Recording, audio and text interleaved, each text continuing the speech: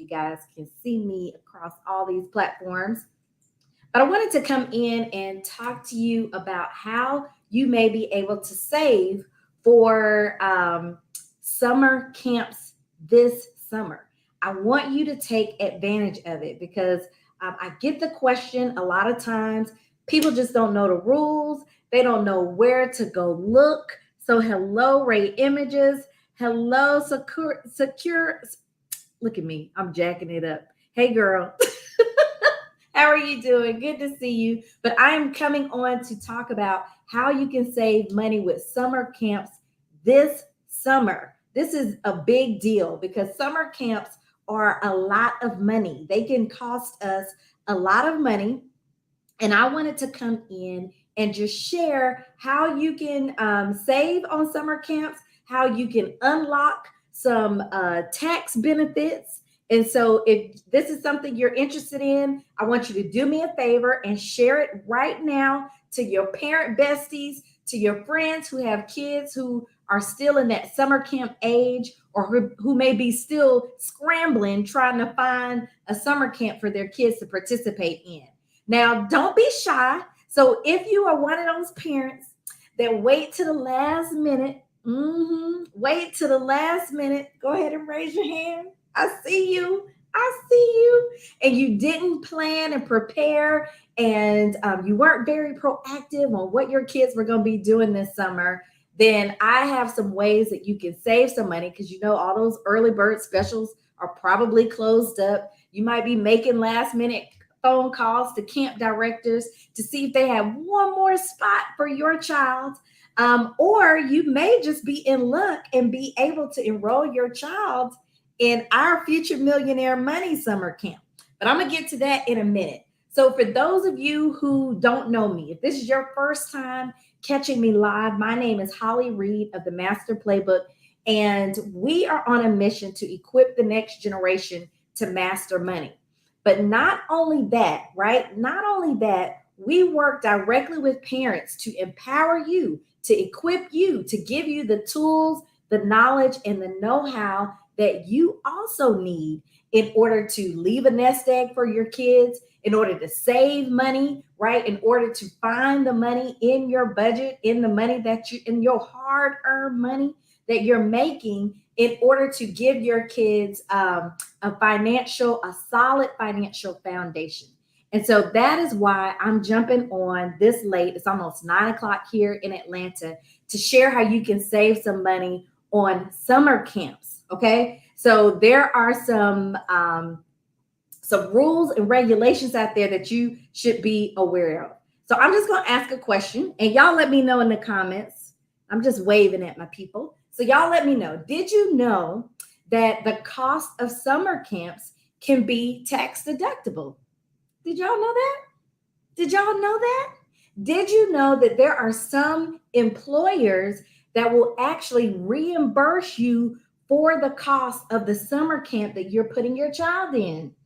Did y'all know that? So if you didn't know that, tune in because I'm about to take you through some of these things that you need to know that can help you save some money. Maybe you put your kids in a camp that you otherwise wouldn't have put them in, but now that you know these two things, you can go research it for yourself, see if your employer provides reimbursement for summer camps, and give your child some great experiences this summer. All right. So first of all, some summer camps can be tax deductible. Some of it can be eligible for tax deductions.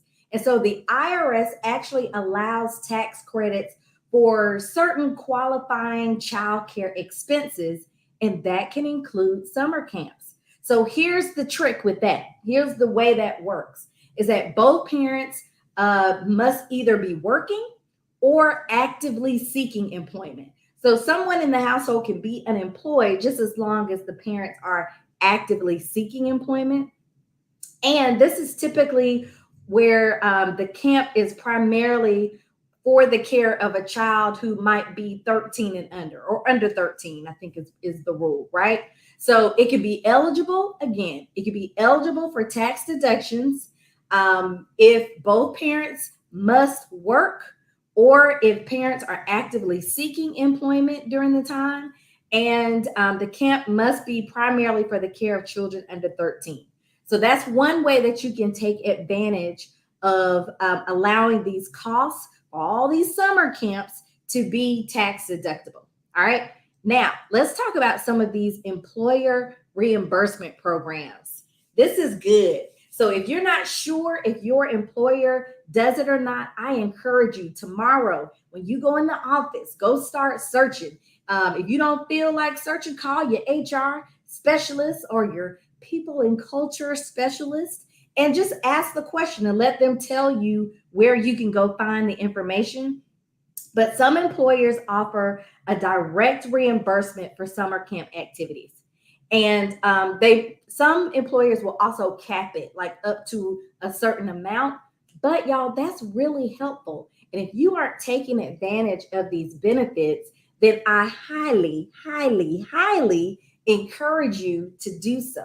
All right. So check with your human resources department or your benefits administrator to see if you are eligible for the reimbursements. And you also want to see what are the reimbursement limits, right? Okay. All right. Here's a third way that you may be able to save cost on these summer camps. All right. The third way is have y'all ever heard of an SFA account? Have y'all ever heard of an FSA account? If so, give me a 1, raise your hand, put your favorite emoji in the chat. But the FSA stands for the Flexible Spending Account. And so often there is a dependent care flexible spending account where you are contributing pre-tax dollars to this FSA account to cover eligible dependent care expenses. And so if you are contributing, if you have a dependent, if you have an FSA account, then you are contributing pre-tax dollars, and you can use those pre-tax dollars to pay for some of these camps. Did you know that? All right, check with your tax advisor, look at your specific qualifying expenses. But this is a great way to set aside funds from your salary that is ultimately going to reduce your tax liability. And we all want to pay less taxes. We all want to pay lower, fewer. We want to give up fewer of our dollars.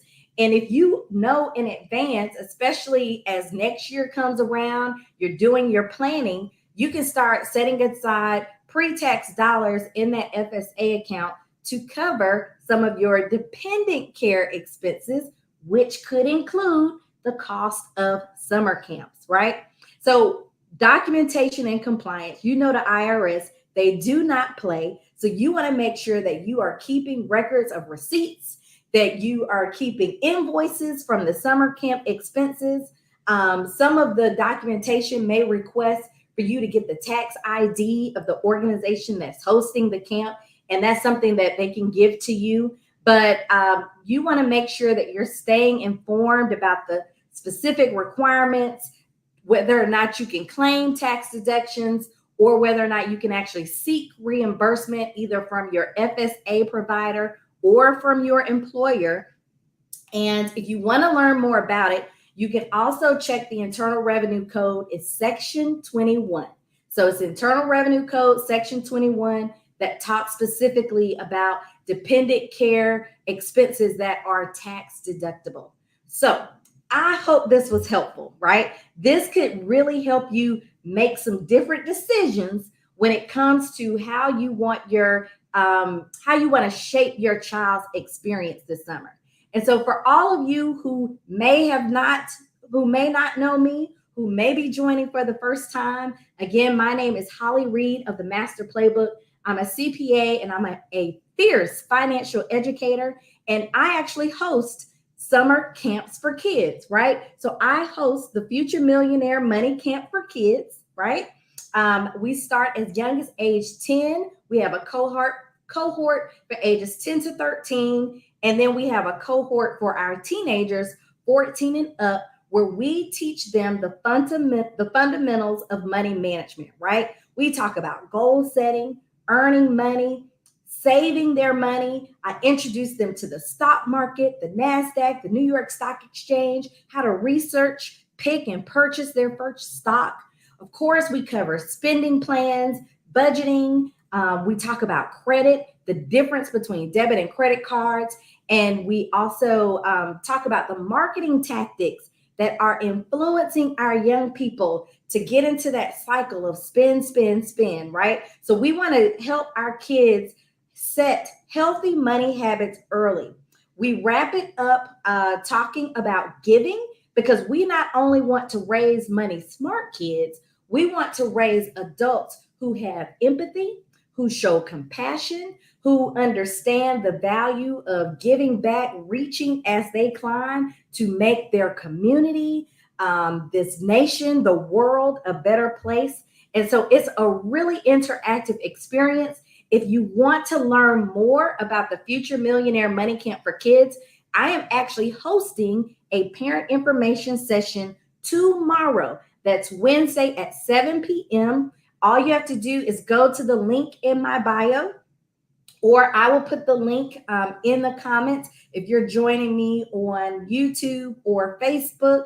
And you can click on that, register for the information session tomorrow to learn more about it. Or if you're familiar with the camp and you have just been twiddling your thumbs, listen, now is the time. This is the last week to enroll your child for our June cohort that actually kicks off on June 5th. And then we have a July cohort that is going to kick off on July 24th. Consider this your personal invitation and an effort to join this financial literacy movement. We want to close the financial education gap. We want to close the wealth gap and really change the trajectory of our kids' financial future. All right. So I hope you guys enjoyed this. If you have any questions about it, you can certainly put it in the chat. And if you're on my email list, you'll receive a replay of this live, just because I think it's just one of those benefits that we often overlook that can really save us some money and allow us to use some pre-tax dollars to cover these very expensive summer camp expenses. All right. So I look forward to seeing you guys sign up, enroll, joining the information session tomorrow. And I will talk to y'all soon. All right. Bye.